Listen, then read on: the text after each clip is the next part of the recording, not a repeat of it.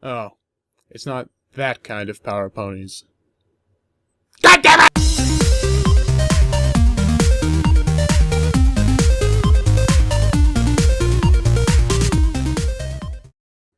This, for me, is like the character-led wedding of Season 4. It's fun as hell to watch from a spectacle standpoint, but stop and think about it and shit starts to get weird. How the fuck does an enchanted comic book even work? Why are they all being sold casually to minors? Why is everyone so chill about being sucked into Metropolis? Why didn't they use this concept for Daring Don't? But you know what? Fuck it. I don't even care. Because this episode doesn't attempt to take itself seriously, and doesn't try to shoehorn obvious fantasy into the real world of My Little Pony, so neither will I. Let's just sit back, relax, and enjoy the bizarre, nonsensical spectacle. I really enjoyed the main aspect of this episode, seeing the main six reinterpreted as a blending of classic superhero archetypes. Each of their personalities seem to be pretty accurately captured in their superpowered counterparts. Applejack seems to be a blending of Batman and Wonder Woman, playing off Diana's increased strength and lasso as well as Batman's assortment of gadgets. Pinkie Pie, being the hyperactive bouncing off the wall nutjob, becomes the speedster of the team, reminiscent of characters like the Flash and Quicksilver.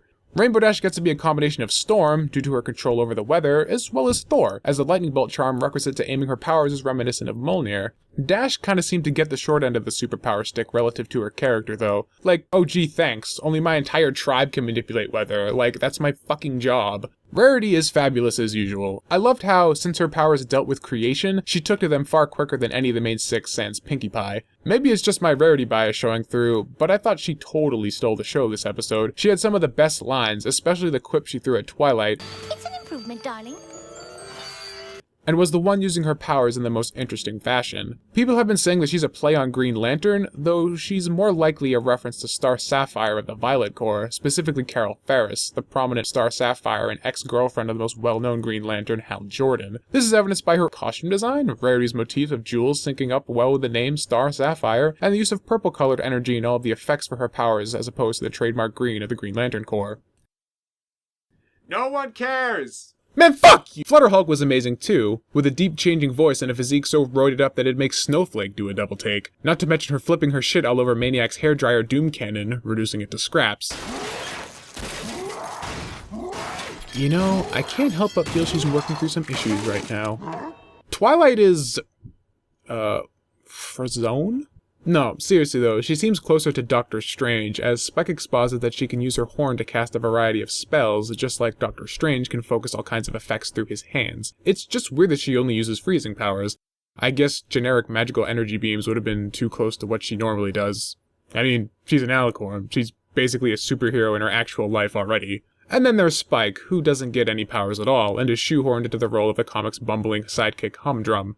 Man, talk about the ultimate fanboy boner killer. And this is where we get to the moral of the episode. Spike feels useless in the real world and compares himself to this useless side character in his comic book, only to take up the role once they're transported into Metropolis and then subvert the archetype when all seems lost by saving the day. The moral lesson of don't think you're useless is great and I can largely get behind it, but the concept was kinda weird because from a meta perspective, Spike largely does occupy this role in Friendship is Magic, so to see Twilight and company try and play defense on this makes sense from their perspective, as they see Spike as a friend and an equal, but from my perspective, as a viewer of a cartoon, I know this is only half true. I mean, just this season, Spike has been the butt of physical comedy in almost every episode he's appeared in, and this is hardly a phenomenon unique to Season 4. It's hard to take this lesson seriously when the writers usually treat Spike exactly how they've been playing Humdrum off as. They even go so far as to reference this fact right in the beginning of this episode.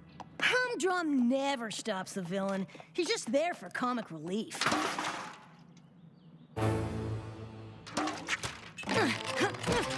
But whatever, Fluttershy's a friggin' Hulk in this episode, so all bets are off. Where did I put my popcorn?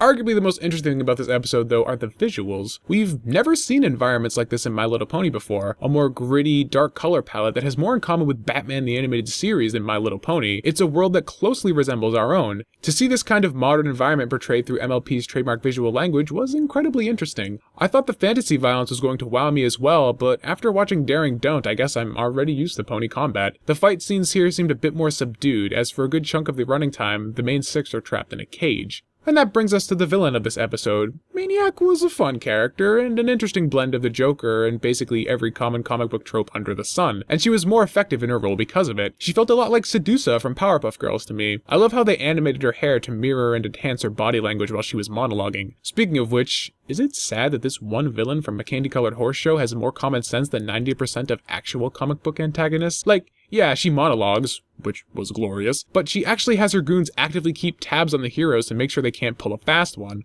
I suppose his cleverness was a device to make sure the main six were kept on lockdown until Spike could come save the day, but still, credit where credit is due. Of course, the weak link here would be the plot. It's entirely predictable, and right from the opening scene you know exactly how the whole thing is going to go down. It's the most generic comic book plot you could think up.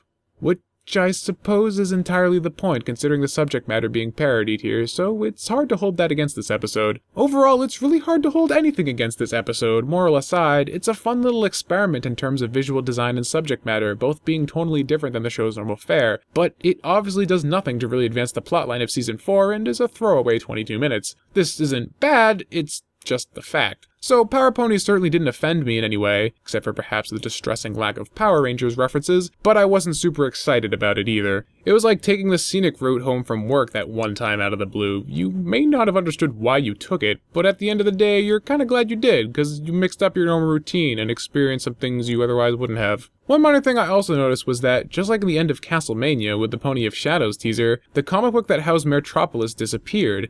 Is this another weird ending gag, or are these episodes slowly building the main six a rogues gallery of their own? I suppose only time will tell, but if I'm being honest, I'm not holding my breath. Now I have a question for you guys. If you were gonna assign the main six superpowers, what characters would you have them parody instead of what was presented in this episode? Would you keep it exactly the same, or would you have chosen something different? Let me know in the comments below. And if you have a question for me, I'll be doing a Q&A on this video sometime in the next few days, so feel free to send me a message in any of the social media links in the description under the like button. Till next time, I'm Tommy Oliver. Stay curious.